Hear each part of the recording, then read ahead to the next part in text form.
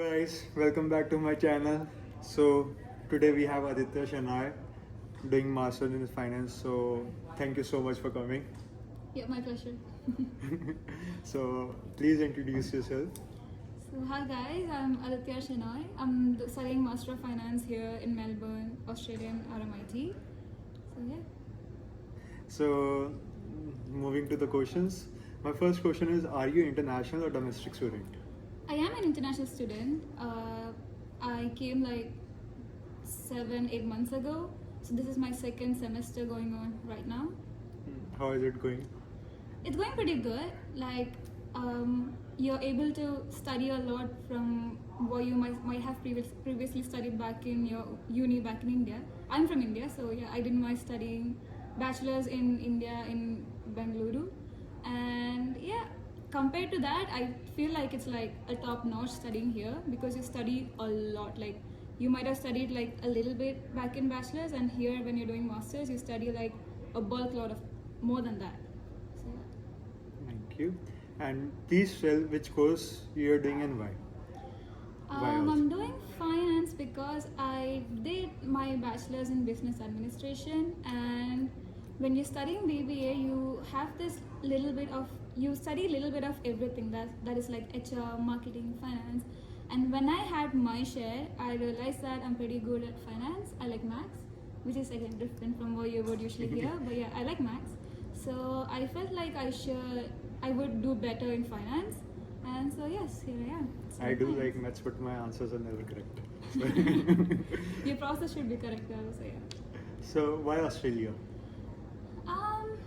I feel like when you compare with all the countries where you feel like you might get a good lifestyle, Australia has like Australia offers you a pretty good lifestyle compared to a lot of the countries right now. Like, if you consider US, then they have a lot of issues going on, and then if you consider Europe, then there's the doubt of whether you might get a job or not. And in Australia, you have that here. I mean, I cannot guarantee that you're gonna get a job if you study here, but it's gonna be competitive, but you can make it. It's not that hard. Which uni do you think is best for this course? So, when I gave my offers in for universities, I got into RMIT and Monash, and I felt like Monash is more on a theoretical basis. So, and I am more of a person who likes to study applied because I like to study on hands, like practical view, and I wanted that, so I opted RMIT, and I would still opt for RMIT if I again had the choice because it's good here. It's pretty good. Okay, that's nice. Can you tell about your course structure? So in finance, even though you have your choice of electives which you like to choose, you usually study all the finance-based options. Like, you study portfolio management, you study the basics of accounting, you study a little bit of coding here and there, like VBA or RStudio, and then yeah, it's usually all the financial concepts, and yeah, it basically prepares you for what you're gonna where you're gonna work, whether it's banking or investment or asset or yeah, anything that relates to finance, basically. Yeah. Moving to the next question. How much is your fees? Talking about fees, I feel like it goes around 40. So like for one semester, I pay 11 lakh. So for 44. 11 lakh INR. Yeah, 11 lakh INR. So yeah, 44 lakhs INR. Yeah. What is PR pathway after this?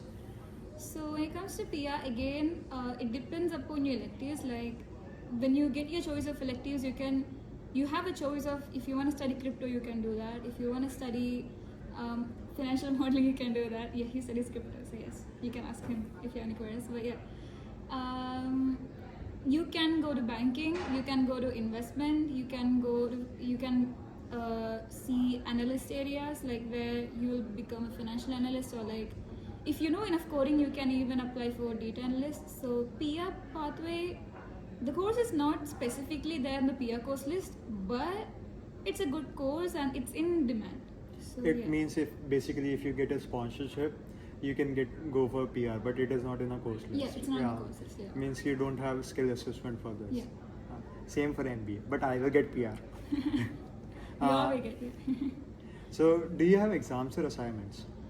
We have more assignments. Up until now, it's all assignments. I haven't seen exams being mentioned in any of the courses, any of the credit subjects yet. So hopefully, I hope it's only going to be assignments and not exams. Are you able to enjoy extracurriculum activities with this? That is questionable because I work part-time as well. So I prioritize part-time over extracurriculars. But if you prioritize extracurriculars and if you keep aside for the time for part-time in a different way, then you might be able to enjoy. But I prefer to make more money. Like, I'm a finance student, so yeah, I prefer to make more money. So my priorities is somewhere else. But I have the chance to enjoy extracurriculars if I want to, but still I try to find my time for making money. So it's different for me. But yeah, you will make enough time to spend extracurriculars. And my last question to you is, are you able to manage your job and studies together? Actually, yes. When you start working, like when you start studying your unis, and after a while when you get your job and you start working, you will be working only 24 hours a week, unless you go for cash in hand, like cash in hand jobs. But that's illegal, so I wouldn't recommend anyone do that. So yes, I I work only 24 hours a week, so the rest of the time I have for studies or anything. If I want to go out, if I want to enjoy going for a small one-day trip or like even a 2-day trip, yeah, that works.